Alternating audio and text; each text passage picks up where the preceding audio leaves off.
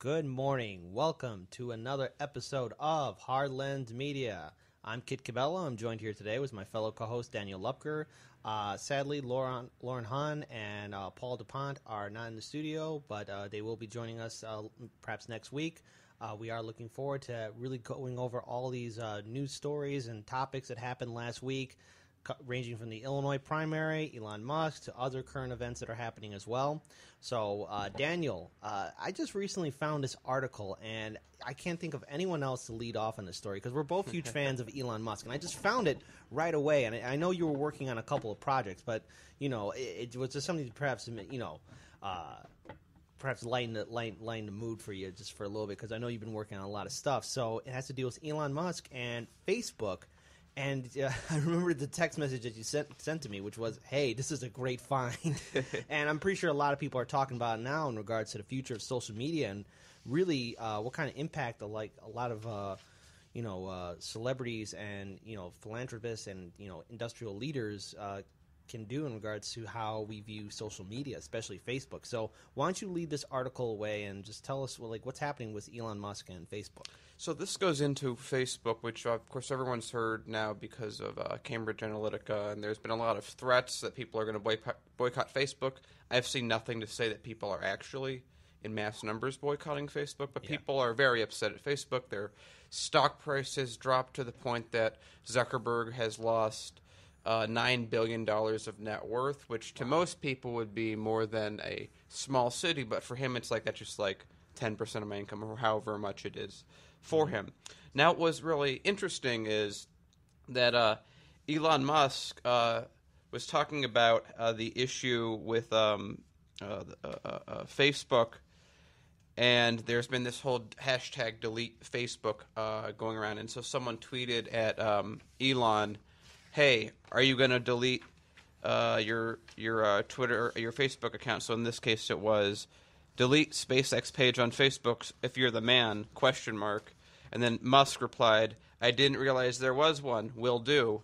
Then he went and deleted his the SpaceX Facebook page, and then subsequently went along and took out the Solar City page and every other page. And these are pages, some of which, I think their SpaceX page had 2 million likes. So that's same thing for Tesla too, 2 million likes as well. Yeah, so it's these are pages that have it's not a small amount of following, and I'm sure whoever was running the social media for those pages was probably very, very besides themselves that all that work had gone down the drain.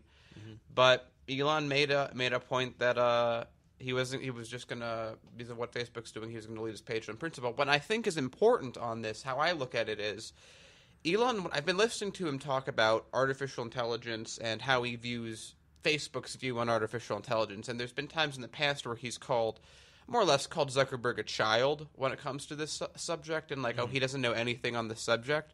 Right. So I get the sense he's not the biggest fan of Zuckerberg to begin with. I wouldn't go that far. I would say just more of, because I've seen some of the YouTube videos that you shared with me too in regards to how Elon Musk views artificial intelligence. And look, for a while I was a little bit skeptical about it, but looking at it, artificial intelligence and what we, do with it, how we, introduce it into our daily lives, we got to be very careful on how we program and how it reacts to human society, because artificial intelligence is different than how a human being is grown and nurtured. Well, it's also, but this is getting a little into the minutia. But basically, there's two types of AI. There's narrow AI, which is what's going to replace truck drivers, and it's going to replace all our jobs. And there's general AI, which is much more like a person. That is decades down the line. Of course, really, we're nowhere near to that. So I found it interesting because I would love to know if it was but going back to my original point, I don't get the sense that he likes Zuckerberg all that much. I think he kind of is annoyed by him. This is my perspective based on several different times he's mentioned Zuckerberg and Facebook. So I think that from his point of view, it's so what? It's a Facebook account. I'm Elon Musk. I have SpaceX. I have Tesla. I have all these other things. I still have all the other accounts. He actually hasn't deleted his Instagram account that they've had, which is also owned by Facebook. So people, So if you want to really do hashtag delete Facebook, you also got to hit your Instagram account as well. But I thought it was just a funny story that Elon deleted all his Facebook pages because he wanted to preserve his being the man. Well, you know what? Hey, dibs. So yeah. Well, I mean, good on him. But I also, I think another thing too. I just want to say one more thing I thought was really fun. When he was mentioning another site, and the guy's like, "You're going to delete this one too." He goes, "Definitely. Looks lame anyway." Well, I mean, that's good on Elon Musk for at least stepping up on principle. But I don't know if you recall this or not, but there was also a time when Facebook actually did a little project about creating artificial intelligence, and it was trying to communicate with another AI, and they were actually making their own. Or is this another study that was happening to where two artificial intelligent bots were having a communication, and they were actually creating their own language? Oh yeah, that's happened. Yeah. There's really crazy stories with AI that I wish we had the time to go into. If we had a podcast, maybe we'd do an episode on that. Yeah. But it's like. Yeah, they were talking to each other in English, and then they started making up their own language because it was easier than using English, and then everyone got freaked out because they weren't using English. They didn't know what they were saying. Yeah, well, hey, that's something we'll talk about perhaps later on in another episode. But other than that, let's move on forward to something recently that has happened here in the state of Illinois. We've talked about it for over a year on our show, and that was the Illinois primary that was going to happen on March 20th. And... well, depending on how you look at it, if you're a progressive, we won some major victories, but on the other side, we lost some victories as well. So here, I actually want to talk about some of the takeaways that we can get from this primary. Really quickly before we start into this, I just want to let everybody know that the March for Our Lives is happening right now. Mm-hmm. It just happens right now when the show's happening, so it's impossible for us to cover it while doing the show. Right. But we want to let people know that it's happening in the city, and... You should be there. If you're not there, we're happy you're here. Okay, yeah, March for Your Lives. Thank you for sharing that. Again, look, we're a small team. We try and we want to be everywhere at once, but we don't have the AI technology to replicate ourselves correctly. No, we've had some failed attempts. Yes, but we don't talk about the failed attempts of cloning. We don't talk about it. Don't say anything else. But just start the story. Just start the story. Yes, of course. Of course, but let's actually return back to the Illinois primary. Now, again, for a lot of progressives, it's either we won some, but we also lost some key seats. So let's look at one of the first seats that was gaining a lot of attention, and that was in the Illinois 3rd Congressional District, where Marie Newman, who was endorsed by Our Revolution Illinois, as well as Senator Bernie Sanders, went up against Representative Dan Lipinski. So here's what happened in this district. When it came down to the votes, around 2,000 votes made a difference. Lipinski managed to get 51% of the vote to Marie Newman's 49% in the 3rd Congressional District.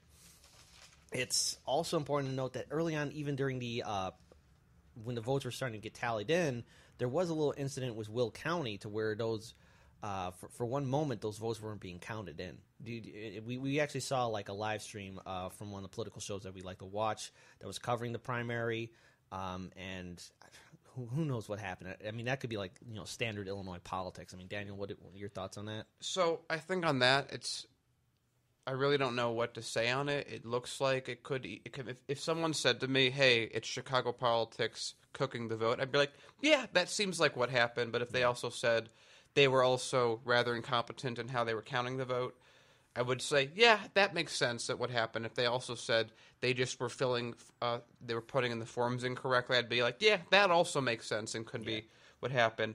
But I think taking on this point, because right here we really want to go into what were all these contributing factors. So one thing that was really interesting that goes back to the previous story with Musk and Cambridge Analytica, a lot of the data mining techniques that were used were actually used by Lipinski in the very final days. What he did was they got on Facebook, they figured out what people were in the area that were pro-life, because it's a very single-issue kind of mentality, and also Democratic in that region. So they flew in, I believe, or bussed in 40 or so Republican students, and they just hyper-targeted all those households, and that very much, and they basically worked for 4 days straight. Mm-hmm. These 40 people, super targeted through Facebook, figuring out where they live and such, but figuring out for those people's issues, and that made a huge difference. That very much, that seemed like that decision made him win. If it wasn't for that choice, it wasn't for that hyper targeting of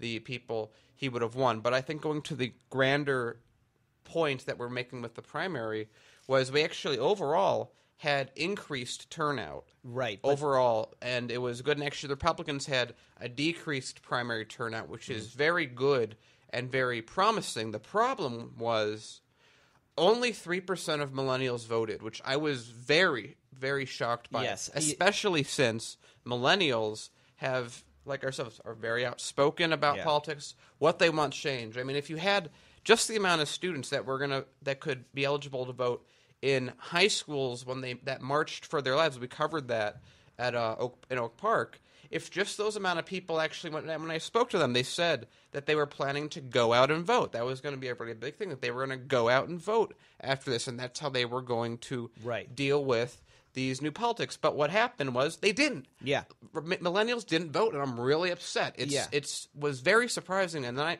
had someone comment like, well, school's important that day, so I can't just get out of school. But you have between the 1st and the 20th. So hold on. You have the 1st and the 20th, and polls close at 6, so you can get out of school and go and vote and then do that. And no one was really – and the voting numbers were low. I want to add something into this because here's the thing. For about a year, we've been covering this. And, you know, and if you look at some of the interviews and even on the podcast as well that we've been covering some of the candidates, we've had a couple of candidates here.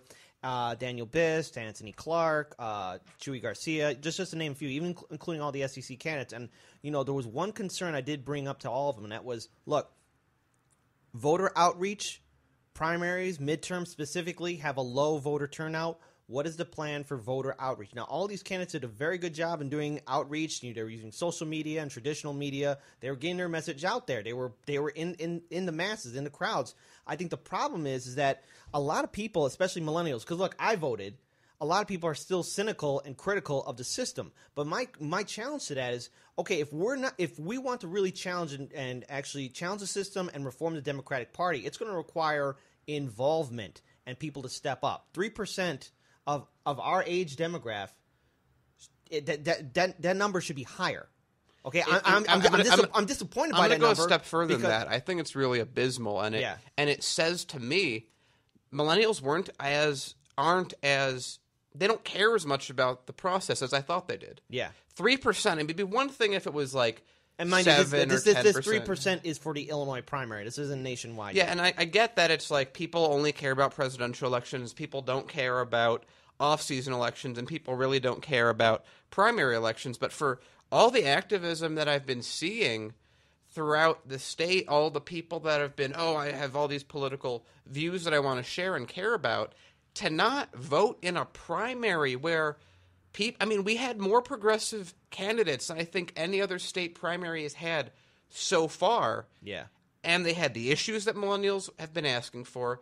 They had the viability that would be needed to do that. Yeah.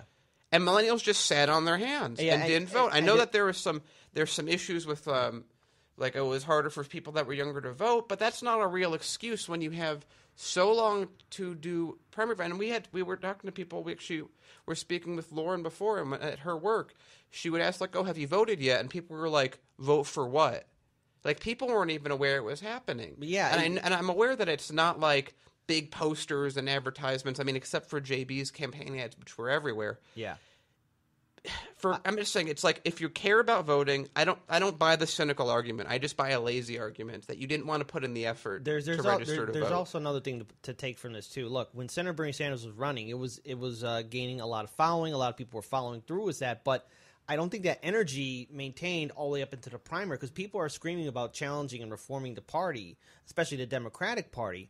But, I mean, if you're not willing to step up, then you are going to get stuck with neoliberal establishment candidates. I mean, Dan Lipinski won his district. And, look, especially returning back to his district, a lot of, super PACs were going into that district, donating money to his campaign because Marie Newman was seriously challenging his seat. There was a good chance that she could have won. But say for a chance. If probably 2 or 3% more millennials voted in her district, she would have won. She would have won. And so now, going into the general election, I mean, if people were critical of Democratic and Republican establishment leaders, I mean, I only can imagine what the third district is going to look like because it's going to be Dan Lipinski versus Arthur Jones, who is the Republican candidate, and he's also a Holocaust denier and sympathetic towards the Nazis. I mean, that's okay. So if you live in the 3rd district, that's going to be your two choices: Dan Lipinski, who is a neoliberal establishment who has gone on the record voting against women's rights, anti-Obamacare, pro-life,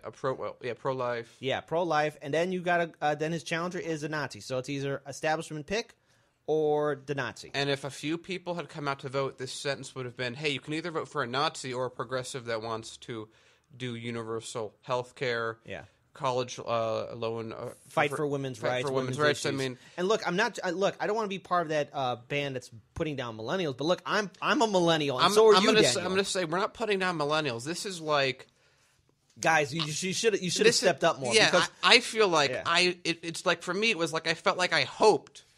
Now it feels like it was hope that millennials actually would care in numbers. Yeah. Because, like I said on the show last week, if millennials came out and voted in numbers, at least half of these elections that progressive lost, they would have won. Yeah. This was the moment where millennials could have stepped out and said, look at us, we have power, we have strength, we are unity. And to the people, the establishment, they would have been saying, we are a force to be reckoned with. If you don't do the policies that we ask, we will vote you out of office, and we've just proved it by voting all these people out of office and putting new progressives in. So if you don't adapt to what we want, we will vote you out next. Now that argument's laughable from the point of view of someone like Emmanuel, who would have been looking at this election saying, oh man, do I have to make any changes to? And he doesn't going to 2019. And now he has no reason now. Why would he do it now? There's no reason. And the thing is, look right off the bat, and I got to stop saying that because I've heard myself say it a little bit too many times. But look, J.B. Pritzker has got the nominee for governor, and the thing is, I could see, this is just me being cynical, I could just see J.B. Pritzker endorsing Mayor Rahm Emanuel, putting his arm around and say, this is the guy who should be reelected for mayor of Chicago during the 2019 municipal elections. So I could see that happening. And there was a way that could have been avoided, maybe if more people stepped up to vote for, I don't know, Senator Daniel Biss, even Chris Kennedy, okay? But J.B. Pritzker got the nomination from a lot of establishment Democrats here in the state of Illinois. So, I mean, the only way you could really challenge a system like that, the only way you could really, reform it is by people getting actively involved. Now, I know the argument that can be said is that, well, let's look at third parties. Well, we had Jeffrey Cubbage as well as a few other third-party representatives stating how difficult it is to get on the ballot and be on the debate stage. Now, it can be done, but even during that primary, during March 20th, if you were voting for the Green Party, you were kind of being denied. There were some reports saying that people couldn't get their ballot to vote Green. So there's a whole system stopping third parties. But that's my point. It doesn't matter if that's true. Yeah. If you don't have the votes. Okay, I'll say it this way. If let's assume that the system is completely fair, perfect, there's nothing wrong with it. Yeah. It doesn't matter if even in that system not enough people come out to vote. Yeah. Because if you don't vote, then you're part of the menu. Yeah, and it's exactly. So here's what I would say. If you didn't vote, someone that voted for Pritzker took your vote. Because it's a lot like property taxes. It's a levy. There are a certain number of votes that get cast, and then the percentage adjustment determines who wins. So if only, and remember, primaries, older people vote. There's nothing against older people voting. That's not what I'm trying to get at. But I'm saying if you skew the demographic, and that demographic tends to vote for more conservative people. I was actually very happy with the number of votes that Kennedy and Biss got from that age group. Again, because millennials didn't really contribute to that much at all. No. They should have. And they should have. And they easily could have if they put any amount of effort in any of the 2-week period going up. All you needed was 2 forms of ID and you could register same day. I mean, it was super easy to do. Yeah. I registered online like a month ago. I just filled in the Berwyn thing and it was like done. And I just got mailed the card like a couple weeks ago. Super easy. No one did it, apparently. I'm salty about that. I'm completely. You're angry about it. I've been talking to a few of our friends, our mutual friends on social media, and like, look, to the people who who are mutual friends with, who have volunteered for some of the respective campaigns, whether it's Daniel Biss, Chris Kennedy, or even some of the congressional candidates. Guys, don't lose face, don't lose heart. You're not alone in this fight. It's just, you know what? It's just going to be a little bit harder to do voter outreach, not only to millennials, but for the next younger generation too. Because I would almost say we have to work double time to really reform the Democratic Party and also to get voter involvement. I mean, we have to contribute to this system. We have to contribute to get involved. And I want to say, I think on one aspect, if I was a campaign, I wouldn't be focusing on millennials. I'd be focusing on generation above them. Yeah. Because why would I spend money on millennials after this dismal showing? Yeah, and the thing is, you know what has me concerned for the general election, especially for the midterm? What's that turnout going to be? Yeah, why would JB vote for a group that didn't even vote for why would JB reach out to a group? I mean, what are they going to do? Oh, we'll vote against you, and he'll just be like, no, you won't. You proved that you wouldn't. Yeah. So I mean, I'm saying yeah. The reason I'm upset is it makes millennials look both weak, and it shoots millennials' own feet, because now everyone will perceive the millennial votership, at least in Illinois, as having no bite. Yeah. As just being noise, blah, blah, blah, those stupid millennials talking. That's exactly what I see happening. Yep. Is that when millennials now are going to say, hey, we want this, that, or the other. We have these demands that are very reasonable. And the establishment will say, no, why would we want to listen to you? Why would we care? You're not going to vote. Yeah. It's not like you can do anything against us. I do think that people are going to wake up in the presidential election, as we've seen, that presidential elections, Americans care about those. So that's when that's going to come back. So I see millennials being relevant again directly in voting in 2020. And the thing is, so many people we spoke to that were working on these campaigns were millennials that did vote. And I feel really bad for them because they put in, a year of effort straining themselves. More than a year. Look, but straining themselves to get out the vote, to find candidates that have these worthy policies. Yeah. And what are the voters? And I really hate because I feel like I'm voter shaming, but I'm like.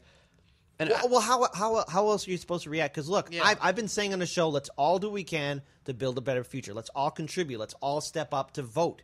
And the thing is, if you don't step up to vote, I get it that everyone's critical. Look, 2016, we saw how our systems run. We saw that the Democratic establishment was working with the Clinton campaign to rig the primaries that stole the nomination from Senator Bernie Sanders. It's a fact, okay? There's no argument about it. I mean, the Clinton campaign and DNC establishment were working together.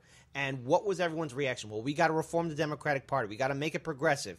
So here we enter into the beginning of the midterms. We have people volunteering for almost a year and a half, longer than that, to find candidates, progressive candidates that are going to fight for progressive issues and reform the Democratic Party.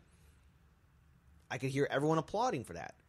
But if you, the individual, don't step out to vote, this goes out to Democrats, Independents, Republicans. If you don't step out to vote for candidates that's going to fight for your issues, if you're not going to talk about it with your friends, your neighbors, your coworkers, your family, well, then you're not part of the solution. You're part of the problem if you don't talk about it. We have to talk about politics. I guess here in the United States, we just don't talk about it until it's really relevant. Well, presidential elections, yeah, that's great, but midterms can play a huge role in how our Congress and our local state governments are going to look like. Who's going to be our governor? I mean, before 2018 started, remember that one week where the Democrats had that huge win?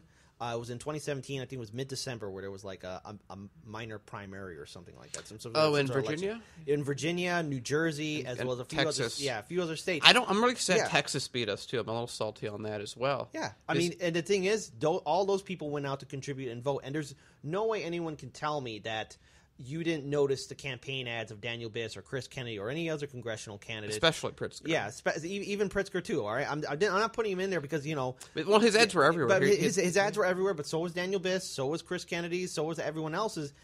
How can you not know that when's the primary going to happen? How can you not know that, there's an election coming up? Because we, the millennial generation, the younger generation, we're technically savvy. We should know this, and then if we want to have change, it's up to us to step up and contribute. The older generation isn't going to be around forever. Sooner or later, they're going to go. You know what's really crazy? If the people that are a few miles down that way doing the March for Our Lives, if they just voted, just that group of people that are there right now, they would have flipped a number of seats. Yeah. That's my point. It's like this was our chance to show the millennials were a political force to be reckoned with, which would have pushed all policy in Illinois left. At least here in Illinois. The other states... But it would have pushed Illinois left. And now we're stuck with the current system. And also, what I want to also mention, that we could have had the chance to really make Madigan sweat and almost possibly lose his power if not Pritzker had been elected. Because now Pritzker's going to spend all his own money fighting Rauner. Madigan won't. He's gone from a position that he was in right now where he was weak and in a position where he could be taken down. Mm-hmm. And now he's going to be in a very strong position. So that weak point that was open to take down Madigan is now gone for a couple years. I have a real quick counter to that, because right now Representative Robin Kelly won 2 victories in the primary from Democratic voters in the 2nd Congressional District. This is an alternative to Madigan. She was nominated for another term in Congress, and that's a clinch for November because she's on Democratic turf. And she won her race to become one of the 36 members in charge of the Democratic Party of Illinois. They picked the chairman, and currently the party chair is State House Michael Madigan, who is also the chair. But and his campaign has been getting some serious hits in regards to sexual harassment allegations for him covering them up. So that's something that's still going to affect Madigan. I don't know where Representative Robin Kelly is going to stand in regards to picking Madigan as a chair or somebody else.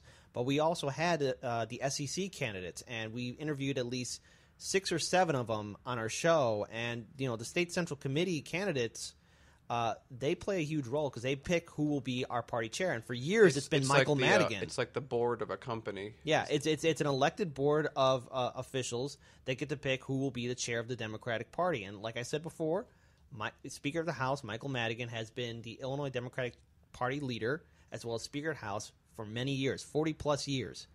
There was an opportunity to really shake up the system and change the system, and I don't know when that door of opportunity is going to come back again. And I hope that all our friends who've been volunteering for these campaigns and progressive groups, please keep pushing forward. You got the message out, but it's just you're going to need a bigger microphone, and you're going to have to knock on more doors and kick them down because going into the general election, I want everyone to note, and this is going to be a perfect study to see how money in politics plays a role in our government, especially at the state level.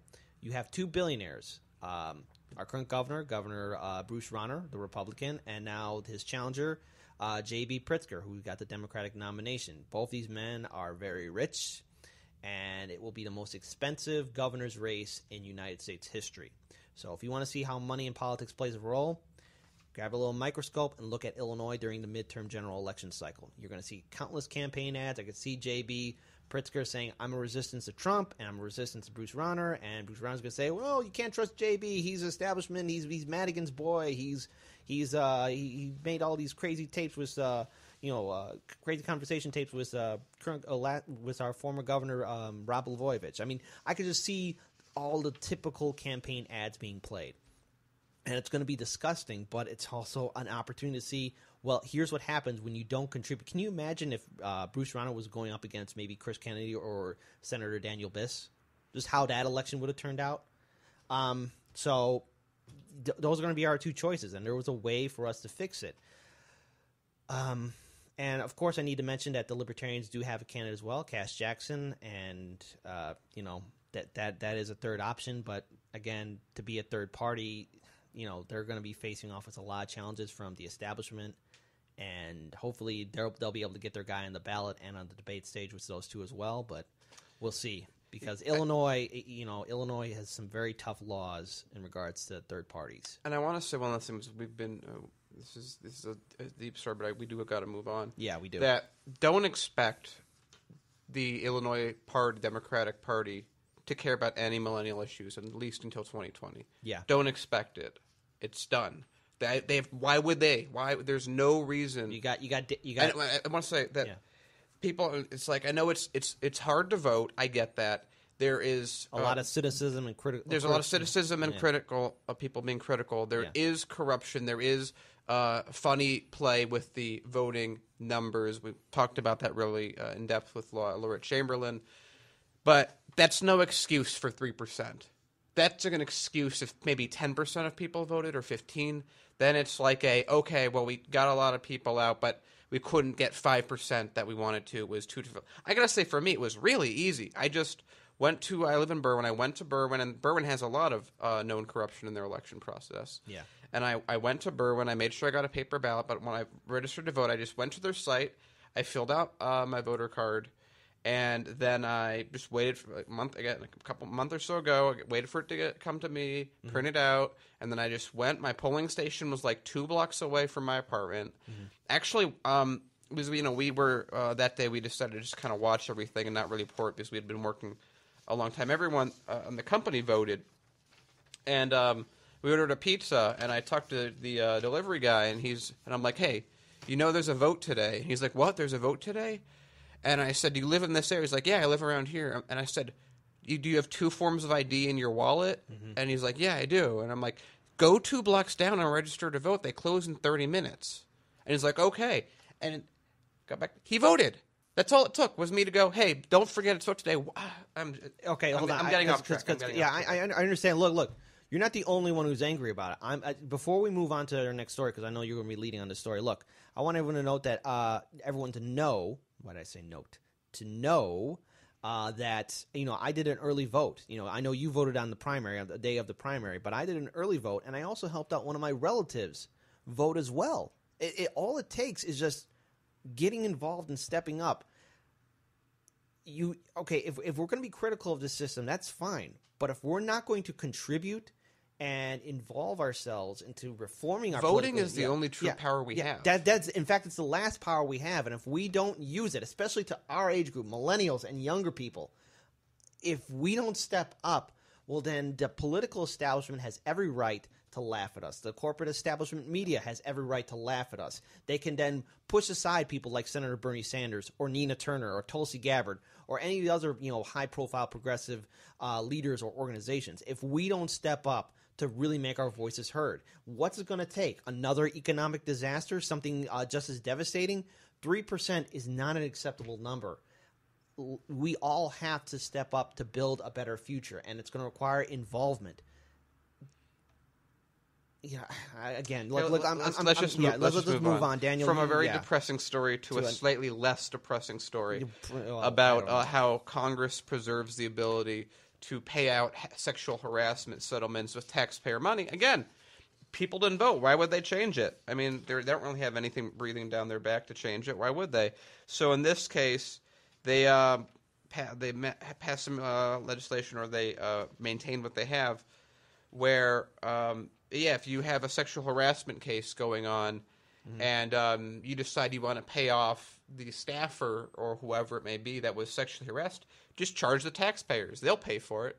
It's a very similar process to lawsuits against the police. So if you are in a neighborhood and you are killed by police in a way that's despicable, and your family sues the police, and that lawsuit results in money being awarded, well, that money comes from the neighborhood, so you're actually taxed that settlement money.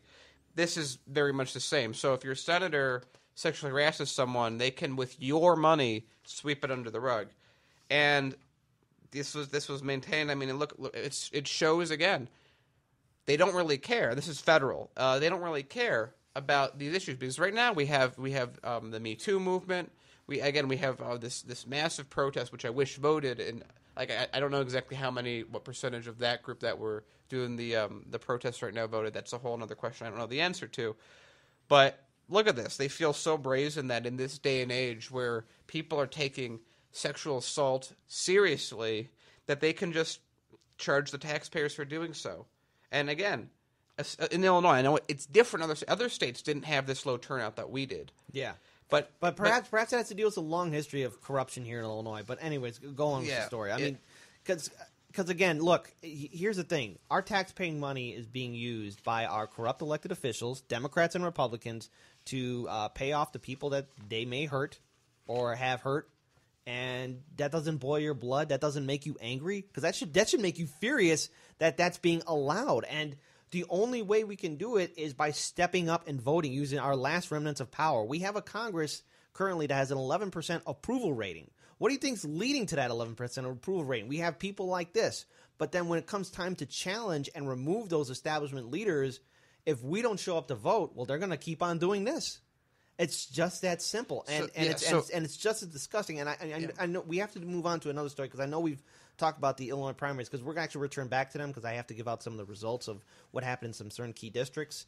But let's talk for example about the effects of neoliberalism and how it's going to affect the city of Chicago. There's a potential that Amazon could be here, and recently Chicago released a video, or the city of Chicago released a video about towards Amazon about why they should move their second headquarters here. It was an unlisted video, right? That they probably were hoping wouldn't be found. Yeah, hoping that it wouldn't be found. So Mayor Emanuel and the city of Chicago basically have given Amazon this nice, sweet deal. 0 taxes. They don't have to pay anything in property. Come here to Chicago. We'll build up these neighborhoods. We'll have nice locations for people to get hired and work at. It'll all be great, but there's a consequence and repercussion to that. It's gentrification and the displacement of communities and people that have lived in the city of Chicago for years. Okay, we've talked about the impact of these large developing companies coming in and displacing people, raising the property value. It's just disgusting for me. And here you have Mayor Emanuel portraying Chicago as this, here, come here to this city and we will take good care of you. And it's disgusting to see how all these other mayoral leaders all across the country are basically giving Amazon the keys to their city. Like, here, you can come here and do whatever you want. I think there's I think in the state of Georgia, they offered to name these a city after Jeff Bezos, right? I think that it was that they were actually going to make a city for Amazon to be the mayor of. Yeah, Jeff Bezos is. Well, yeah, no, he's in charge. But I'm saying that they were basically going to be like, here's a plot of land. We'll incorporate it as a city. You control it, and you're mayor for life. Isn't that democratic? Well, yes, it's democratic. Wait, didn't we have a I'm confused. Wait, didn't we have a revolution some 200 years ago to release ourselves from the chains of a tyrannic king? It happened some time ago. I mean, yeah, but remember that revolution was mainly for the benefit of wealthy landowners, which I guess Jeff Bezos would be one of those since he would own a town. Okay, so can we own a town? No. Oh. We don't put enough money in the system. We don't? No. Okay. We're just guys who like to challenge the system and call it out. So, yeah. It's money in politics as usual. It's I'm hoping that Chicago doesn't get it. I really don't. Just like how, look, we dodged a bullet when we almost could have had the Olympics here in the city of Chicago. Because, the Olympics have a record of basically... Olympics are almost in a class of their own in corruption. Yeah, they also bankrupt a city or like a county, because as soon as they're there, everything is given to them. And we want you to build $10 million worth of stuff that only lasts for 1 or 2 weeks. Yeah, for one or 2 weeks, then it's gone. I can only imagine Amazon coming in here, but.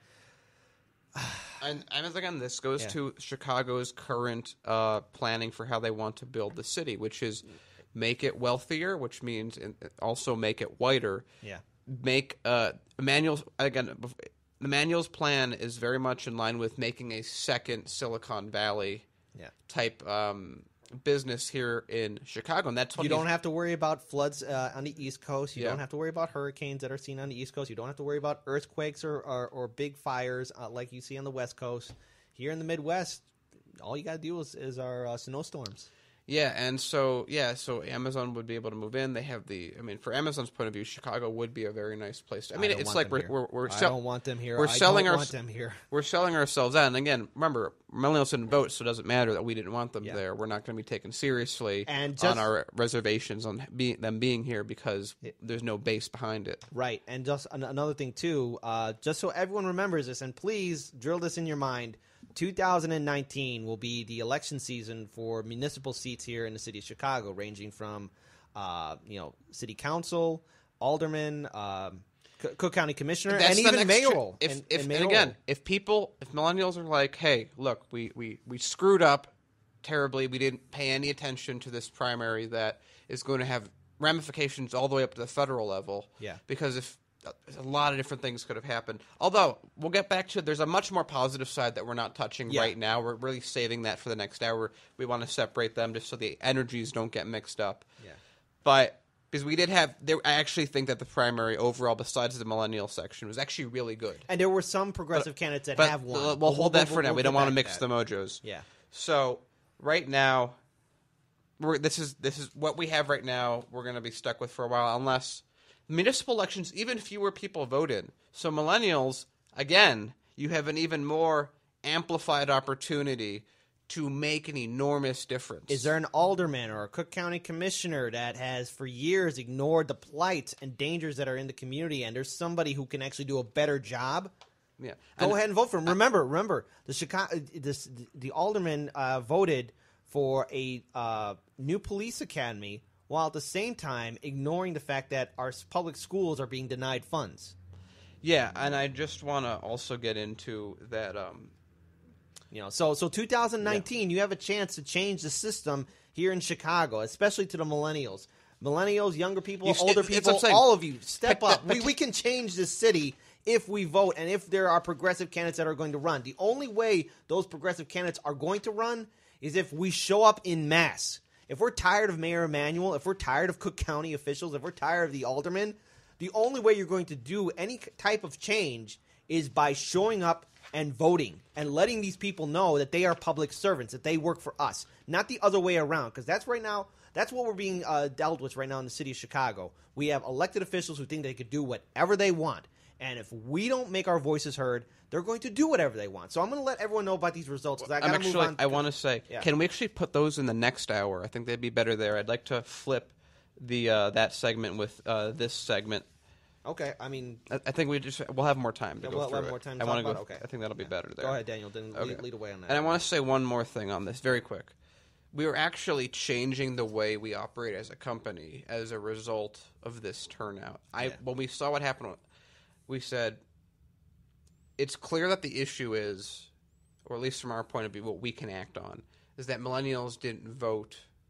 And so we're actually reorienting the entire company to include more non-political work, more non-hard, like a super hard news, so that we can get people in that aren't that interested in politics and actually kind of introduce them to why it's important. I think that's because of the turnout, that's become far more important as a mission for us to try and just get. Again, we've said from the beginning, we don't care who you vote for. I'll speak for myself. I don't care who you vote for. I just care that you vote. Yeah, step up and vote. I just care that you see the importance. Doesn't matter whether you're a Democrat, Independent, or Republican. And I want to say, just step up. And if you're listening to this, most of what we've been saying probably doesn't apply to you. Because if you're a regular listener, you probably understand exactly why all this is important. So this isn't really aimed at anyone that's voted. Anyone that's voted, anyone that's done all these things, obviously doesn't apply to you. This is just... Yeah, you did your civic duty. Yeah, okay, but anyway, let's move beyond that. So now I want to get to a little bit more of the brighter stuff. So one thing that did happen, we're going to go later into exactly who won and who didn't. Yeah. But right now we're going to kind of go into the what's the word I'm looking for? The voter referendums that happened. And they were great. Remember, so now we're talking about, again, mostly older people making these votes, and that still passed, which says a huge amount. Again, we'll kind of go into that in a little bit. Maybe we'll bring it up soon. But, so what has been voted for? People want legalized weed. That was, I believe, an 86% vote, which makes it very likely that will pass, and that has money in it, so that probably will work in that way. And just to add on to that, currently in the Illinois State House and Senate, there's Senate Bill 316 and House Bill 2353. Both are calling for the legalization of recreational cannabis and the ability to have businesses to sell cannabis products here in Illinois. So what Colorado has, Illinois has the potential to have it. And what would that do? Well, it would eliminate a lot of slavery here in the state because a lot less mainly minority people would be arrested and then put in prisons to do free labor or paid 15 cents an hour, which is free labor and slavery. Let's just be real about it. So slavery in the state would go down, which is a very odd thing to say, but it's true. Yep. You would have police shooting and killing people would go down because it wouldn't be again just match prohibition. You have organized crime would drop tremendously as well. Some would say up to 75% of income is in cannabis, so that would have an effect. You are then also taxing said cannabis, which would also have enough. I mean, there's so many a budgetary surplus, a foreign word here in Illinois. Yeah, but my point is that. A lot of people are sort of like, well, I'm for legalized cannabis, but it's like a 10th level issue for a lot of people. And I'm saying, well, you can make the government make more money, you can have the government spend less money, less people could be killed, less slaves would exist within the state.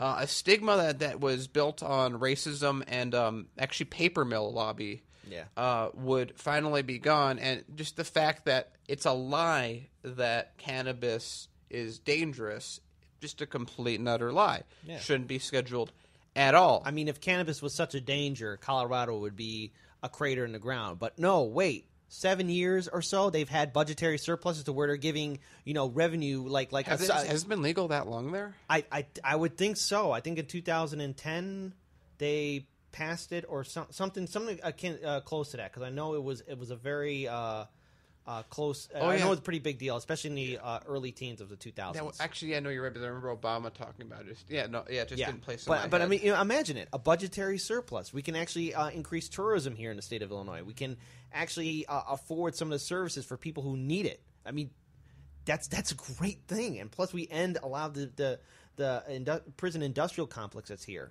We also end the violence that are in a lot of communities. You know, the crime, organized crime, will take a hit. Daniel mentioned 70% of it will they have their money in cannabis. I don't know if I'm quoting another state, but I think I'm quoting Illinois, that 75% of the income of gangs is due to cannabis. And so you take that, which is untaxed, unregulated. You can't tell quality as well. Yeah. You don't know you don't know a lot of stuff about it. And you transition that to a business, which is taxed and open, regulated. And again, it also, you have a potential for job creators, and plus, imagine people able to buy cannabis instead of being stuck being addicted to opioids, which we have a serious problem here in this country. We have an opioid crisis. Yeah, and I want to say for lawmakers, since again, I don't think it would be fair to say, "Hey, do it because the millennials will vote you out." No, that took a hit. I would say, do it because you'll make more money and you'll have less headaches. Yeah. And budgetary surplus. Look at Colorado. And then you'll watch. And then if you're look at California, look at Seattle, and you can watch crime go down, and you can say that was me. And so, if you're a politician, this is fantastic for you. You just got to believe all the data that's been flooding. Look at Washington, Colorado, Oregon, California.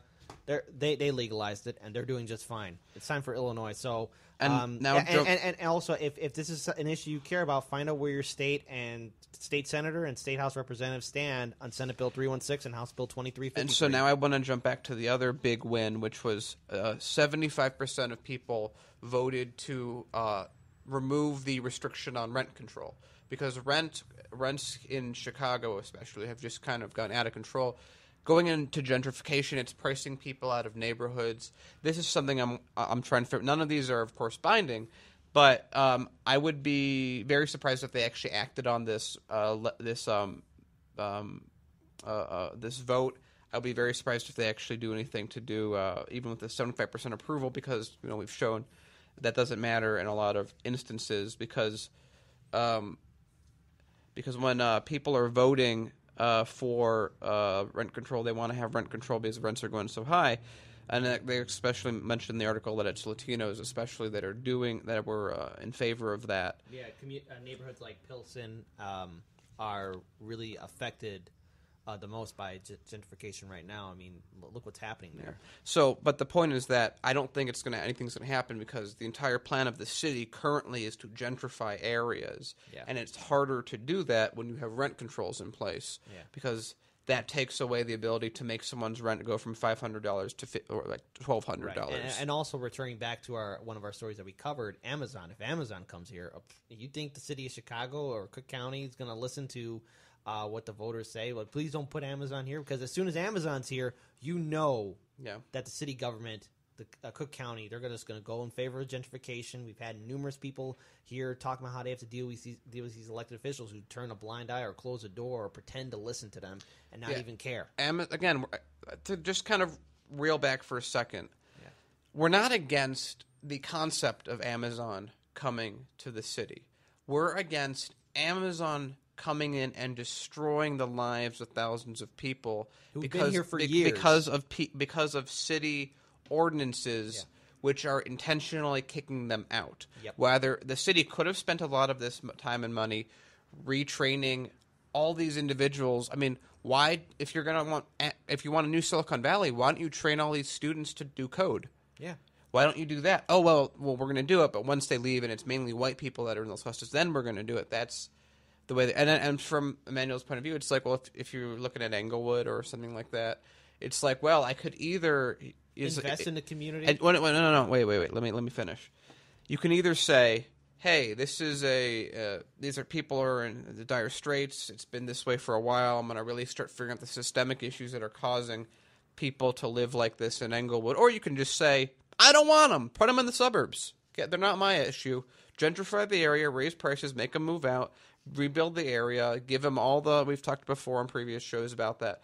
give them all this stuff that they've been asking for. Like we're saying, like, oh, we want a trauma center here. Well, you can't have that. Hey, could we get a Starbucks here? Hey, could we not have a food desert? Hey, can we have a bank here? You can't have any of those things until the richer, whiter people move in. Then all of a sudden, oh yeah, no, we're going to put all of those in here. We're going to put 2 of each of them in here. Right. We're going to put a Starbucks on every corner, a school in every home. You know what I mean? Yeah. Now the money's there. So, yeah. It's what else? What else? Quickly pass, because I know we're going to be nearing the end of our first hour. Yeah. So we got a few minutes left. The other thing that was very nice is this one number was very high. 91% of people voted to ban bump stocks, which was terrific.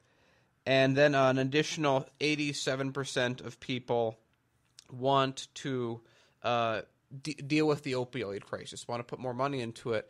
And the opioid crisis, like I've said before, when we've talked about what's it called? When we've talked about people putting money in for all these different things, you can't. Right? I know what I'm trying to say now. For opioids, if they're illegal, or like we're talking the heroin part of it now. Yeah. You go to the police if you need help, and you hope that you're not shot. And if it's decriminalized, you go to health professionals, and they can treat you, and you can return to being a productive member of society that has a life and goals and family. I think in a few countries like Portugal, for example, they actually have facilities there to help out people addicted to opioids or other harder drugs, and I think there's a couple other facilities open in other countries, part of the European Union.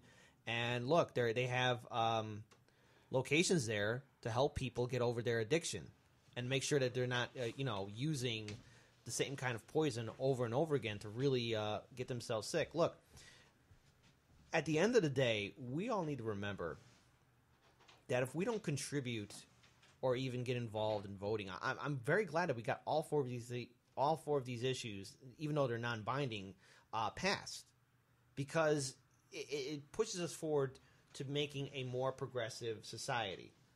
So, if we don't have, if there's a lack of an involvement, can you imagine if none of these things passed? We would still be stuck in the same kind of system that we have today. So, thankfully, all 4 of these issues did pass, and again, it's just so important. I'm a little bit affected by the fact that there was 3% turnout by our generation. Okay, I mean, I voted. I'm a millennial. It's not that hard.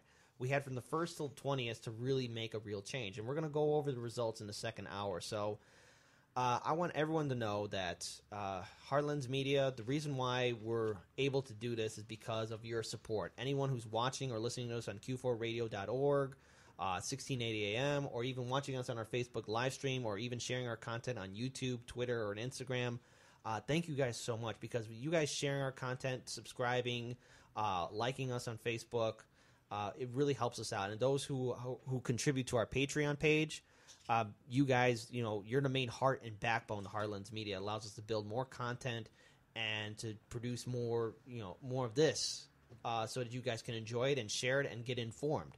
The only way we're going to make a better future is if we all step up and get involved. So learn more about Heartlands Media at www.heartlandsmedia.com, HERDLENSMEDIA.com. We're going to take a quick break. We're going to see you guys in the second hour with some more stories about the Illinois primary, as well as our special guest, Shana East of Our Revolution, Illinois. Peace, everyone. And we are back. Welcome to the second hour of Heartlands Media. All right, so during this hour, we're going to be talking about some of the results from the primary that happened on March 20th, as well as being joined by our special guest, Shana East of Our Revolution, Illinois. She'll be joining us in the last half hour. So first, let's talk about the big race that really mattered, and that was the governor's race. And look, all the races really, truly mattered, but the governor's race, especially here in the state of Illinois, was going to be key. Look, let's rewind back the clocks. For about 2 years, Illinois had a budgetary crisis. It was a fight between the Speaker of the House, Michael Madigan, and Governor Bruce Rauner. And during that time frame, a lot of people grew upset and angry at the government here in Illinois, especially in Springfield. But most importantly, that rage was starting to get pointed towards Governor Bruce Rauner, because at the end of the day, if you're a governor of the state, you are in charge of the well-being of the state and its people and how the state, just functions. So going into this primary, I guess the Democrats had an opportunity to really have a powerful challenger to, take back the governor's seat from Governor Bruce Rauner, and the race was between J.B. Pritzker, Chris Kennedy, State Senator Daniel Biss, Bob Daber, Theo Hardman, and later on in the race, Robert Marshall joined in. So that's something. But at the end of the day, all these candidates were all speaking out about how they're going to be the stronger candidate. But again, with voter turnout, J.B. Pritzker, a billionaire, won the race. And so now we have, for the first time ever in U.S. history, the most expensive governor's race between two very rich, very well-established candidates. Yeah, and, we had a similar discussion when it was Hillary versus Trump. And I said we've talked about this case. I think that I would consider Pritzker kind of more of an O'Malley. Yeah. It's not the optimal outcome. Yeah. But he won with about 45.2% of the vote, and all it took was $70 million. $70 million just to spend on a primary, and I only can imagine how much money J.B. Pritzker is going to spend and how much money Bruce Rauner is going to spend in regards to this race. Everyone's going to be looking at it, and it's going to be disgusting to really. Just see the amount of money and corporate influence, as well as the amount of super PACs that are going to be getting involved in this key governor race. Yeah, and I think to go on more of a lighter note, we did actually have a very nice victory with Fritz Craigie. Yeah, I'll get to that later, though. But okay. Also, I want to definitely give a shout-out to at least the Daniel Biss campaign and Chris Kennedy campaign. Daniel Biss managed to get 26.6% of the vote. Chris Kennedy got 24.3% of the vote. And then for the other candidates, Bob Daber, Theo Hardman, Robert Marshall got about basically 1% of the vote. There's a little bit of decimal at the end of it, but 1% of the vote. And Bruce Rauner, though, had a very powerful challenge against Jean Ives. She got 48.6%, but Bruce Rauner came through with 51.4% of the vote, and so he'll be going on to the general election. So it's going to be a fight between the rich and powerful. And there was a chance, again, there was a chance for us to really change this race. It could have been either Chris Kennedy or Daniel Biss who would have challenged Governor Bruce Rauner if there was a larger turnout. So it's just something we have to deal with. So now let's look at the race for Attorney General of the state of Illinois. Pat Quinn came in second. There was at one point he was going to win. He had 27.4% of the vote, but he lost to Kwame Rule. He got 30.2% of the vote, so he'll be pushing forward into the general election. And here's an important note on that: these two candidates for the governor and attorney general. If your name is Michael Madigan, this was the wet dream you were hoping for. You don't got to spend money that you don't that you were worried you wouldn't have. On the governor's race, Pritzker will do it on his own, and Rule was more or less his candidate. Yeah. So Madigan won big this election. And so the classic Democratic machine, Chicago politic machine, keeps on pushing forward and chugging along. And if people don't like how if people hate the establishment machine here, especially in Illinois, especially in Cook County, Chicago, again, 2019, this is a chance for you guys to step up and get involved in municipal elections and to actually bring in reform. The only way that's going to be done is people need to turn out. We got to talk about politics. We got to talk about the issues. And it's going to require walking outside, getting registered to vote, and then voting. And remember, a lot of people that are listening to this going, yeah, well, of course, that seems very obvious. There's a lot of people who have grown up their entire lives have been taught politics is a boring thing by old white people in another part of the state or another part of the country, and you shouldn't concern yourself with it. Yep. It's a very old-fashioned view. But on the same note, Republicans come out in droves and vote. So I think part of it is we got to make politics sexy again. We got to make politics very cool and exciting. Yeah. And again, what we said in the previous thing, we're going to actually be reorienting the company to do that, because again, we don't care who you vote for. We just care that people vote and understand the importance of politics. And again, also, I do want to bring up this one more time, especially for the governor's race. The Libertarians do have a candidate, Cass Jackson, so he'll be running. And as a little sneak preview, we will be talking to him at some time in the future on this show. June 9th is when we'll be talking to him, and there's reasons why, because they got to get ballots and everything else, and signatures, just so that he can be on the ballot. Because when we were talking to Jeffrey Cubbage last Saturday. Look, Illinois has very harsh laws towards third parties. We've done interviews with the Illinois Green Party and Illinois Libertarian Party, and they got a whole steep mountain to climb in order just to be on the ballot and to be on the debate stage. So let's look at the congressional districts now. Again, covered from last hour. Dan Lipinski beat Maureen Newman. Dan Lipinski was 51.2% of the vote. Maureen Newman was 48.8%. There, again, she was endorsed by Our Revolution as well as Senator Bernie Sanders. And you would think that turnout would be just a little bit higher because of that. But, again, voter outreach, it's key, and people just need to talk. People need to step up and get push forward. For the congressional district, this was Jesus Chuy Garcia. Won with 66.4% of the vote. He is endorsed by Our Revolution, so that was one of the key seats for Our Revolution to take away. So it was a victory for them. And I want to say there were two groups that won really well. You had Madigan did really well, but also Chuy Garcia and his entire down ballot also did really well. I think all of them won. Yeah, all of them won. So that's a nice little small beam of sunshine that comes through, because he's now going to be going to Washington, and he has a lot of people that were still in Chicago that are taking over. Yeah, so again, we're going to see, but here's the thing: you got to hold all these elected officials accountable, even though they say all the things you like, and even though they maybe have a history of being progressive and voting on progressive issues or standing with the people. Still hold them accountable. Never let them forget that they are a public servant. At the federal and state and county level, the people we elect are public servants. They work for us, not the other way around. So leaving the 4th district, leaving the 4th district, we go into the 5th district. Mike Quigley, he won easily. Defeated Samina Mustafa, as well as Steve Schwartzberg and Ben Wolf. So, I don't even know how I would want to even look at the 5th district race. Well, no, I think a lot of it is that we've said that a lot of these people would do much better if they ran again in another election. Sometimes not Ben Wolf, though.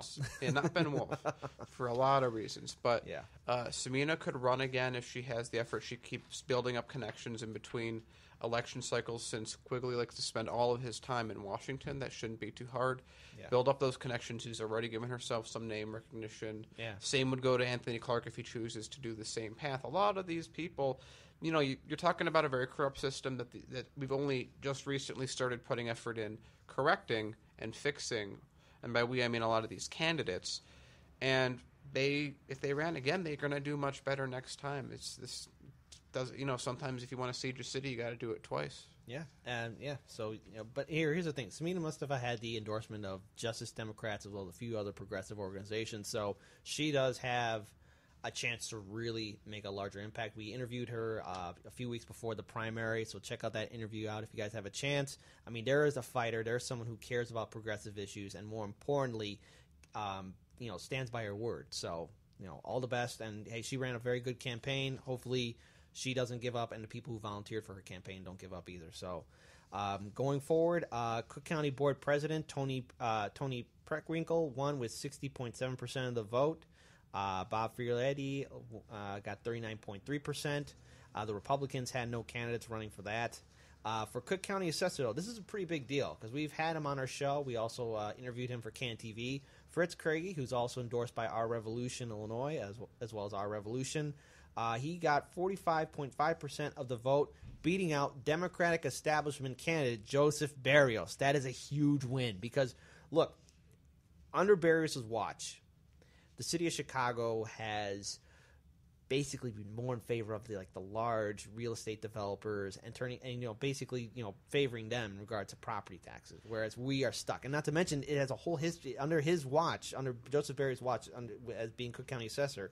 There's a lot of mismanagement. And so I think we go back to this system of money often. So you have property taxes, especially on the west side and the south side, are raised because – so actually, if you pay your money and your taxes, especially in those areas, it gets funneled through TIF districts to the city. The city then uses that money to give property tax breaks or just giving money to various development companies who, in turn, once they build whatever building they're building, then go to who was in charge, Barrios, and then get reductions on their property taxes. A big one that we mentioned is the Willis Tower, always known as the Sears Tower, but sadly the Willis Tower. Its taxes, the amount it's paying in property taxes, is half what it should be paying, and that gets diverted back out to those west and south side areas. So they pay excess taxes but don't get any of the reward for it because people are siphoning that up. That's all a cycle that has to happen. Yeah. And Kagi, being in the position that he's in, as long as he follows through on what he said he is going to do and implement the already approved formula for property taxing, can actually put a huge wrench in that entire process and cause it more or less to collapse. Yeah, and here's the thing: we got to hold Fritz Craigie accountable too. We're going to try and get him on the show if we can. I mean, look, there's a lot of stuff we're working on, but the thing is, if you want to see, the policies and issues that Fritz Craigie cared about, check out one of our previous interviews that we did with him on the show, as well as the Can TV interview. It'll open your mind and really see how bad our system was, especially under Joseph Barrios. He had his whole family working for him in his administration. I mean, that's true. They're going to go away too. I'd hope so, at least. I hope so too. I mean, here's the thing. That's typical Chicago politics, where you have a fiefdom, a small Chicago politics, corruption for the whole family. Yeah, corruption. You have the Barrios, you have the Madigans, you have the Dailies, you have a lot of establishment families, but the fact that the Barrios lost this race, it's a sign that perhaps things can turn around here, especially in Cook County. Hopefully, it can turn around. And I do want to mention, just because it's an important point, that Kagi did have the money to fight Barrios. He did all the divestments that would be needed, but he's a wealthy person. Yeah, and so I think it says something that like I want to see him follow through, but so far, everything he said, I think he's going to follow through with him. Well, hopefully, I'm not incorrect about that. Yeah. But it took someone with that amount of money in the current system we have to win. Yeah. And I hope that doesn't say that that's the way it should be done. No, it really shouldn't be. That's not a proper democracy. But in fact, it's an oligarchy. But he took down Barrios, and I'm happy about that. Yeah, Barrios, who has connections with a lot of key Democratic leaders. And if he implements just that formula alone, I would vote for his reelection, because that'll shift anywhere from, depending on how you want to calculate it, $300 million to $800 million in property taxes from people who can't pay it to people who should be paying it but aren't. Yeah, and again, hold these people accountable. I don't care if they seem like they're going to follow through with some small issues. No, you follow through with every single thing that you said. Like look at that one district attorney in Philadelphia. He's following through with his campaign promises. He is following through. The people elected him, and he just didn't say, "Oh, okay, well maybe we'll push this down the road." No, I'm going to follow through with these issues and policies and do that. So. Fritz Craigie, the people of Illinois, especially here in Cook County, elected you to bring in reform and justice and peace for the people here who are struggling to survive. Please, during the general midterm election, don't forget why you're running, and just please step up, because we've had groups from many areas here in the city of Chicago, Cook County, that are being affected by these large real estate developers moving in, shutting down schools, and displacing people. So these people need relief. They need support, especially from elected officials. So be that person, because if you can't do that job, or you're just not going to follow through, well, there's always next election cycle. So all the best to you, Fritz Craigie, and congratulations again for your win. But I think now going forward, we want to bring in our next guest, Shana East of Our Revolution, Illinois. She is one of the major organizers. We've had her on the show in the past, and she's been really helpful in regards to, helping us get in contact with some of the state central committee candidates, as well as a few other events that were done by Our Revolution, Illinois. So, Shana East, hold on, we're gonna wait for you to get a little situated. Hello. It's good to have you here. It's very good to have you on the show. Thank you so much for joining us. So I think because it's the first time you are on our show here on Q4 Radio, could you please introduce yourself and tell us a little bit about your background in activism and grassroots volunteering? Oh, sure. My name is Shana East. Right now I'm a board member of Our Revolution, Illinois. Mm-hmm. I got very politically active during the Chuy Garcia mayoral election. I was a volunteer and then became a staff member. Mm-hmm. Straight after that, I went and worked with an organization called People for Bernie that sort of laid the grassroots movement in advance of the Bernie Sanders campaign. We were doing meetups and events across the country before Bernie had even announced. And then Jackrabbit and I founded Illinois for Bernie, which helped get Bernie on the ballot before the official campaign came into Illinois. And then I was a staff member for Bernie when the official campaign was here. And now I'm working with Our Revolution Illinois. And clearly, clearly, we've been following you guys throughout this entire year. You guys have been putting in a lot of effort and work, but there's something that's been happening here, at least nationwide. And since you're one of the main organizers for Our Revolution Illinois, and you also have some connections with other progressive groups, it's important to note that in this midterm election cycle, all across this country, we are seeing women step up to run for office, or just perhaps become an organizer like yourself and help push for progressive candidates. So what is the significance of this growing movement of women running for office? What does it say about how our current system is being run? And what is the potential for women to be part of the political process here in the United States? I mean, the potential is exponential because we have, we're so limited in the political sphere. I feel like we can only, be more and more involved, but it's extremely difficult. I just think it's, the amount of scrutiny that we receive as candidates, I think, is completely different. It's very difficult to run as a woman and to even have respect, for your ideas and as a candidate. So, I mean, there's exponential growth possible. It's an uphill battle. I like seeing more and more women get involved. Right. And I think we really need to support each other.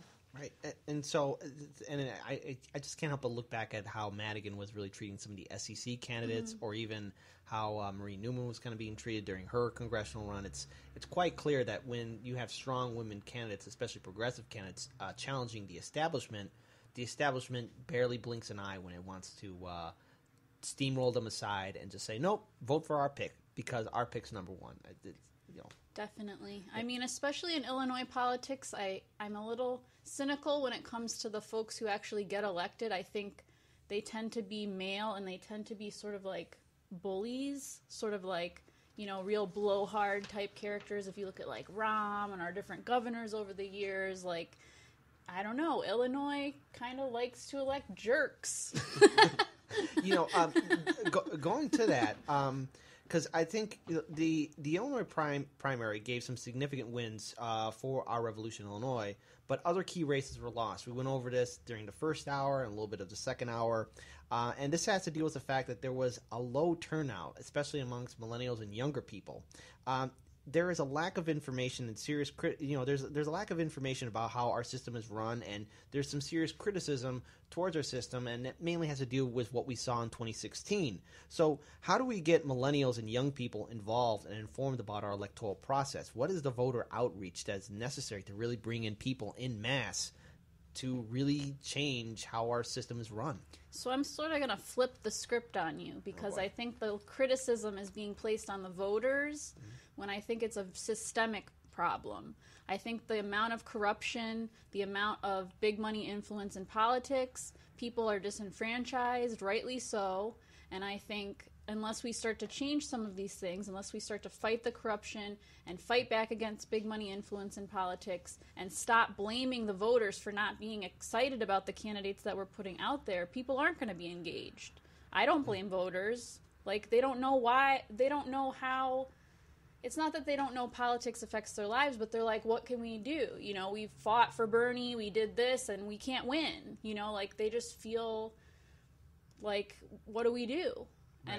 And I feel that pain. So, I totally agree we need to do more outreach and get folks more engaged, and, part of that is turnout. But however, if there's these overriding factors of corruption and big money and people feeling completely powerless to do anything about it, then I think we're going to continue to have that problem.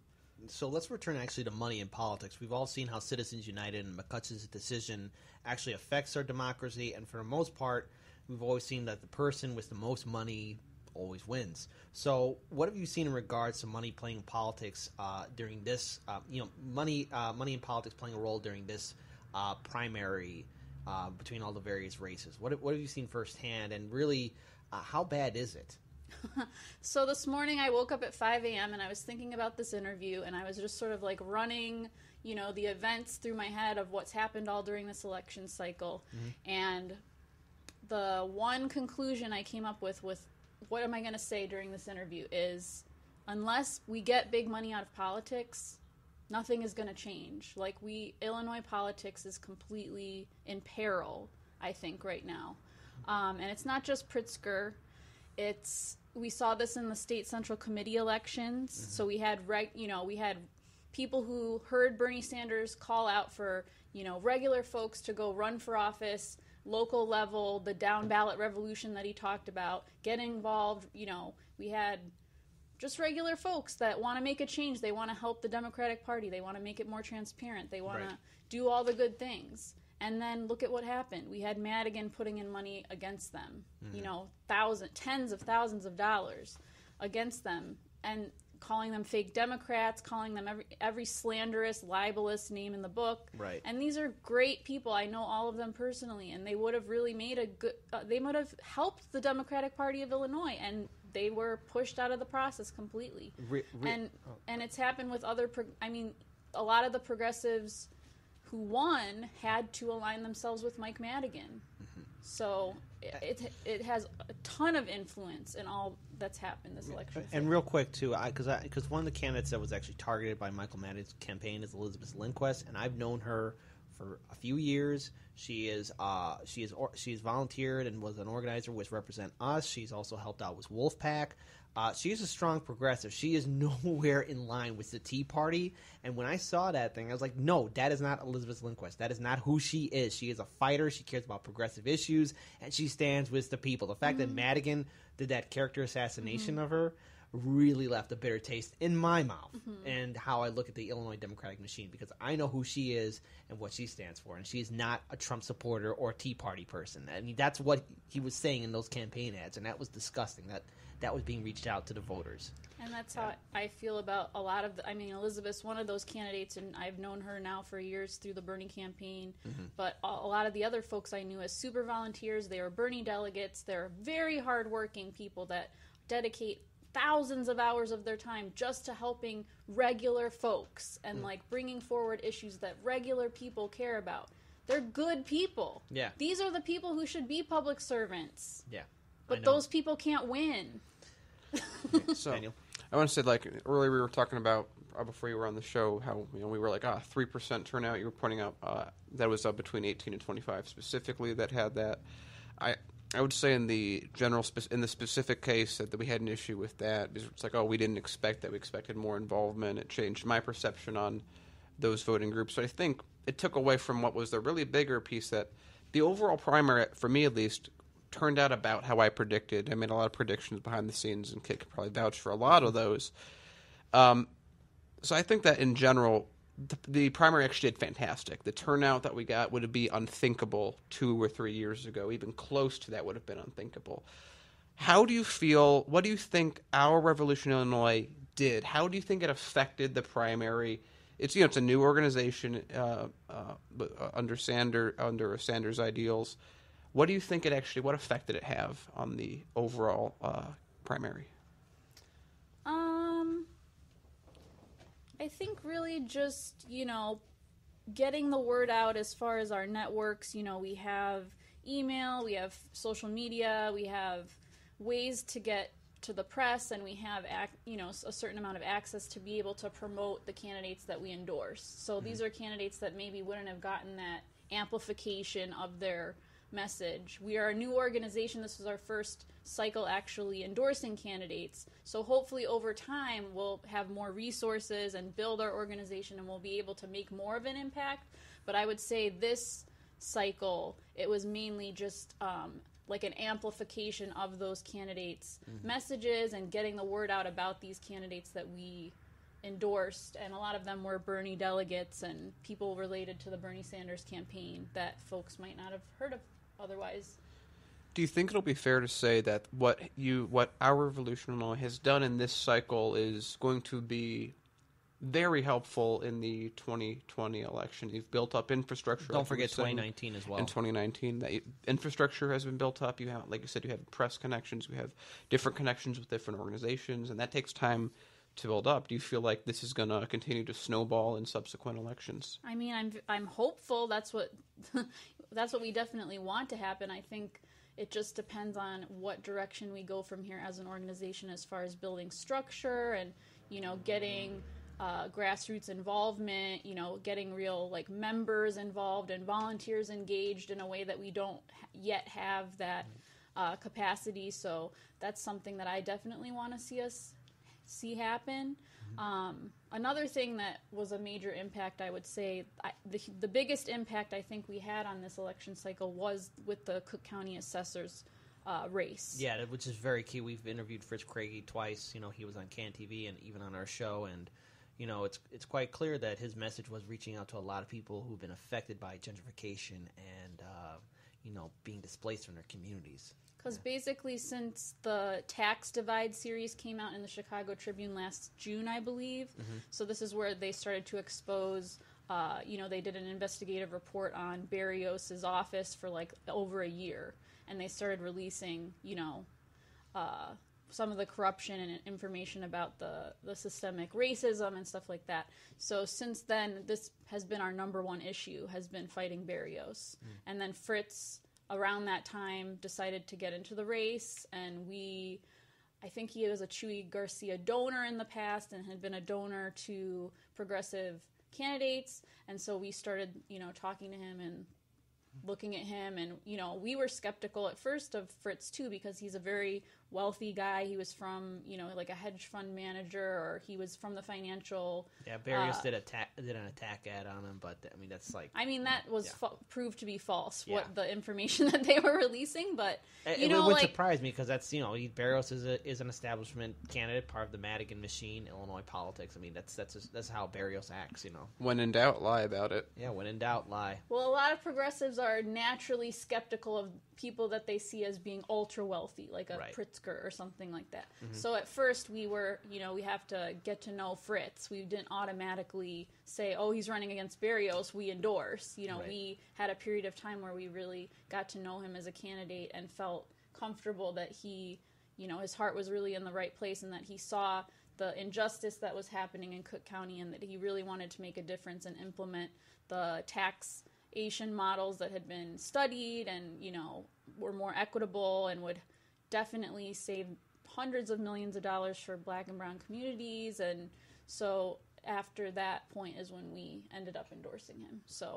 And he won, and it's incredible. I mean, this is the Cook County Democratic chair. And this is a chance of being real transparency to that office for a very long time, because the Tribune, as well as a few other newspaper articles, did some investigative research on how Berrios, mismanaged that office. And who knows what we're going to find. Hopefully Fritz will be very transparent and follow through on all the issues that the progressive candidates, especially what Our Revolution Illinois, wanted him to do. And especially for him, since he is in executive office. When we spoke to him last time, he made a very clear point that he alone has the ability as an assessor to make a lot of these changes without checking in with the city. He can just do them on his own. Yeah. So unlike most people who could get in and maybe go, oh, well, it's difficult, he has the ability. He's the one that can flip the switch. And if he's the right person, he flips the switch, it will change Chicago. And like we're saying, it messes up that whole cycle of corruption and property taxes and the lawyers, and that will just start devolving Madigan's power itself. Like we said, right now, he's in a good position right now. He's in a good spot, yeah. The governor or attorney general, but with Fritz doing his thing. Any crack in the machine can really make an impact. But this is why what you were saying earlier about holding our electeds accountable is so important. Even though we have gotten to know Fritz, we think he's great, he said all the things that we want to believe in, we can't just take their word for it. No, it has to be followed through. We have to have, itemized all the things that we, as his constituents, want from him and expect from him, and we have to hold him accountable. Yeah, and the thing is, I would be really impressed with him if he did the same kind of follow through like that district attorney did in Philadelphia. follow through and do what the people voted you to do. It's funny. It's in America, a progressive truly following through on the issues is national newsworthy attention. Whereas, I just make a very quick jump back to our first story with Elon. Elon's point was, I want to build rockets until no one wants to watch the rocket launches because they're not exciting anymore. In our case, I'd love for progressives to win enough that it's not exciting, newsworthy. It's like, oh, good, they're doing what we elected them to do, and just becomes like normal. Yeah, our government representing us. What a foreign idea! What a foreign idea in the land in the most richest, most powerful country in the world. So, going on to that, dealing with people who are pretty well established, let's look at the race, especially the aftermath of the March 20th primary. J.B. Pritzker. He's the governor nominee. Representative Davis of the 7th, Lipinski of the 3rd, Quigley of the 5th have all won. Many of these officials have ties with establishment leaders, donors, and other lobby groups. So what are your concerns about the 2018 midterm general election, and what does it say about future election cycles here in Illinois and perhaps nationwide? I mean, yet again, I'm going to go back to money in politics. I'm very concerned. Mm-hmm. I'm very concerned. do you think? Okay, let's look at the governor's race, because this race is again going to be the most expensive governor's race in U.S. history. J.B. Pritzker, he's got the nomination. He's going to be challenging Governor Bruce Rauner, and I'm pretty sure we're going to see him spend his money, and Bruce Rauner's going to spend his fair amount of money. It's not going to be easy. And it's not going to be easy. He has baggage. He's not the best candidate, so this is. Hey, Blagojevich, give me that seat. That'd be great. Right. So the thing is, how can progressives really reach out to somebody like that perhaps, a lot of progressives and independent groups really don't like the fact that he's got the nomination, but how do we reach out to him and perhaps hold him accountable to bring in some type of reform or to do some kind of, representation for, independents and progressives? How do we hold somebody like that accountable should he win?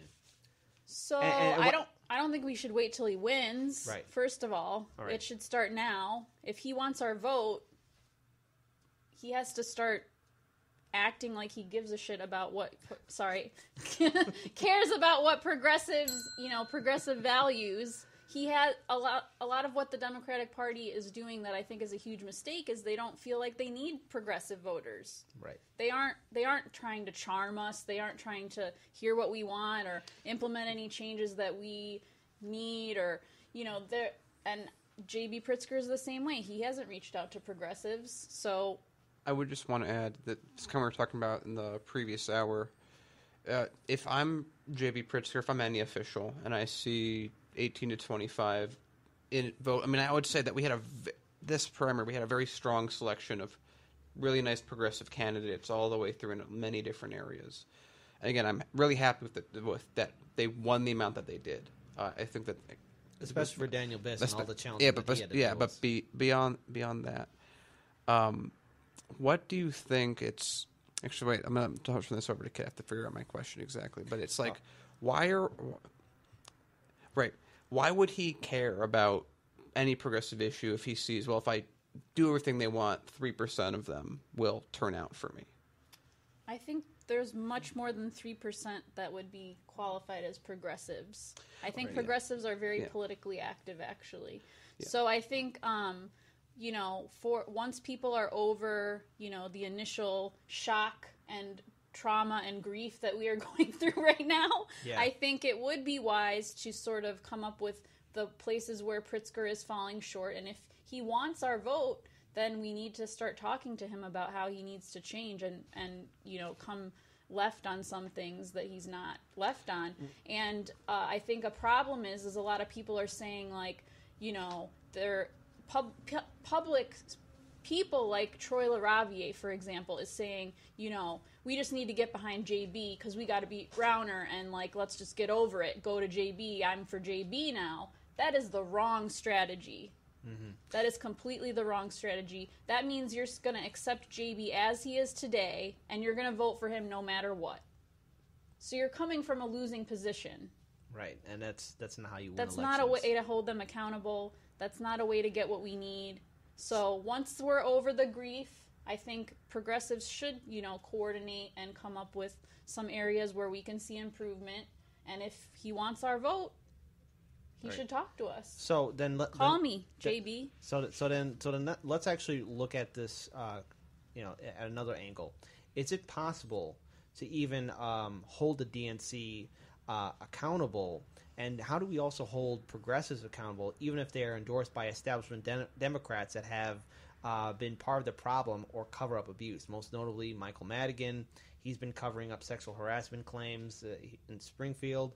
And he endorsed a few people who are progressive and won certain key district states. How do we hold the DNC accountable and some of these progressive candidates who were endorsed by some establishment candidates accountable?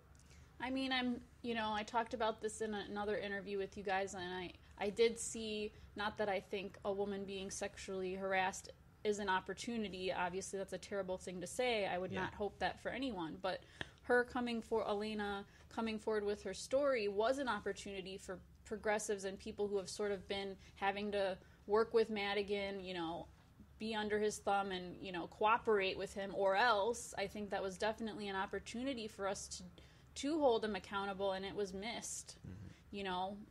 I don't know what to do now because he won, and all of his SEC candidates except one won, mm-hmm. and they're going to vote for him, and that's it. 4 more years. 4 more years of Michael Madigan as the Illinois Democratic Party chair. He has not been accountable. Yeah. He has never been accountable. So what do we do? I don't think he can be held accountable. So then what about also dealing with somebody like, again, we're returning back to J.B. Pritzker. Is it possible for any type of outreach from him to come to us, like progressives or independents? Like, has he made any attempt, especially during the primary, to reach out to any progressive groups that you know of? He did apply for Our Revolution Illinois' endorsement. Mm-hmm. He wasn't very thorough with his answers. Really? He didn't answer all of the answers, which is a typical JB thing even in the debates. Instead of, if it's a yes or no question, he'll answer a paragraph. That sort of thing was also the case on his application for our endorsement. Wow. I actually had to send it back and tell them to complete it. and and it still wasn't complete. J.B. Pritzker, you got to follow through with that, man. Man, you should know you got when you have paperwork, you got to fill out all the places with asterisks. There was agree or disagree questions, and they chose not to put agree or disagree. What do you remember? Which one specifically? I mean, it was just basic platform points, like from Our Revolution Nationals, like, do you agree or disagree that we need a $15 minimum wage? Like basics. And he didn't. I'm not saying I don't have it in front of me, so I'm not saying that question. But I'm saying they were very cut and dry questions. And so for there were like some the standard that he slate of there were some that he had to write a paragraph because he didn't want to be. I thought it looked like he didn't want to be put in a box, basically. Okay.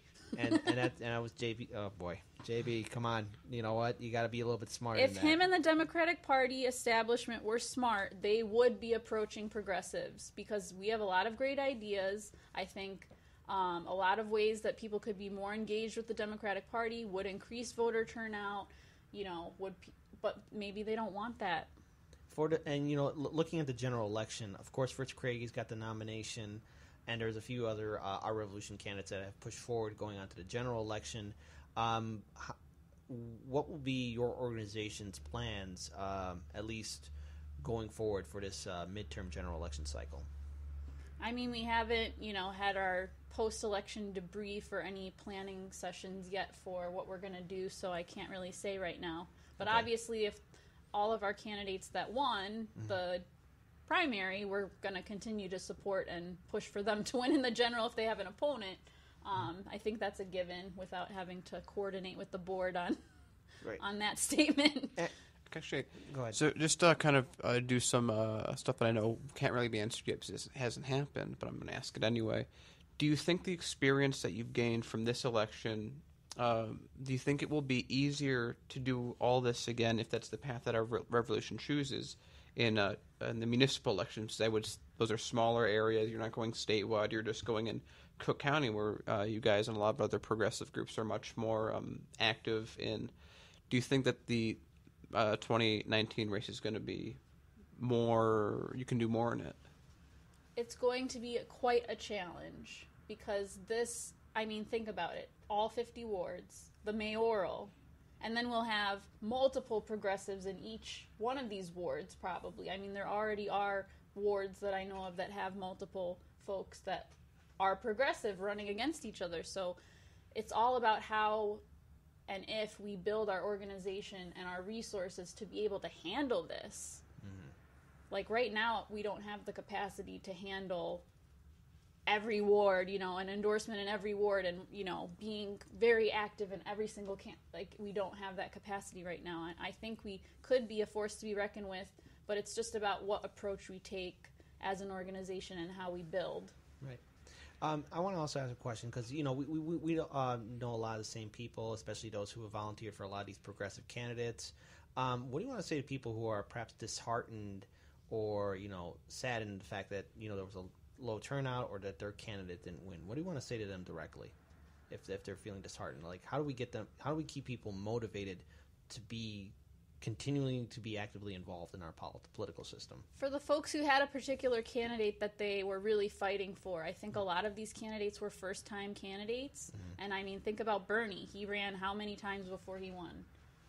I don't even know. Multiple times before. Yeah, I think for mayor he ran 3 times. Yeah. So, I mean, don't lose faith. If there's someone that you think is a great representative of your district, like Samina Mustafa would be a good example. Mm-hmm. Like, this was her first run. And she had a great team. You know, mm-hmm. We were at her, the party that evening on election night, and people were in full support of her running again, and, you know, it was a great event, and it was sad, but I think this is just the start of something for people like her, for people like Elizabeth Lindquist, who... Mm-hmm. You know, now her name got out there quite a bit because of these negative mailers from Madigan. And if people actually get to know who Elizabeth is, right. They'll see that she's actually a fighter. Exactly. She would be great in any office she chooses to run in the future. And this is just the start of that. So there's a lot of people getting their start. So that would be my optimistic... Yeah. I agree. I think, same with Bernie Sanders. I think he's very powerful right now in what he's doing, and I think for a lot of these people, like you said, that's their first time. I mean, Anthony Clark was a special ed teacher at my old high school. That, I mean, you can't just, especially since for him, most of the campaign he was running almost by himself, and near the end he only got enough together to really have a campaign. So I can only imagine. And not to mention his name was almost taken off the ballot. Think about how hard he fought just to get that done. But now in 4 years, if he decides to run, he'll already have the name recognition he had before. People will be, I'm sure, even more disappointed with Danny Davis and his policies. Mm-hmm. And in 4 years, fingers crossed, we have a very nice progressive win in 2020. Yeah, I would give him the edge at that point. You know, you can't always. Some of these guys, like, they've been in there. Danny Davis has been there for decades. All these guys that are fighting, Illinois, especially for people that are listening that are outside of the state. Illinois especially is very much a fiefdom of people that have been in power. Royal dynasties that have been in power for decades. And sometimes it takes more than one run. And I would say most of the time it probably will take more than one run for a good candidate to win, because you got to get your name out there. As I forget who said it, but the first run you got to bleed their coffers dry, and then the second run you take it. Yeah. So I was at the brand new Congress campaign kickoff in Washington, D.C. I spoke at it, and Anthony Clark was there, and he talked to me briefly about his candidacy, and I said, you know, it's going to be hard. Danny Davis is established. He's, you know, even among progressives, people consider him to be progressive. He's, you know, allied with Chuy Garcia. He's allied with, you know, known progressives. And, like, that doesn't mean he's doing the best job possible for a congressperson, but it's going to be an uphill battle getting the word out about who you are, what sets you apart, how are you different, because you're an unknown.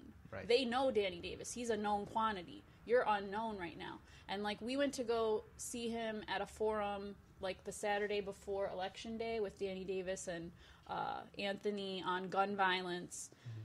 It was he did an incredible job. Yeah. I mean, he was great. And it was, like, night and day, the two candidates. I mean, Danny Davis, he may have done great stuff in the past, and that's fine. But, like, you know, he should retire because...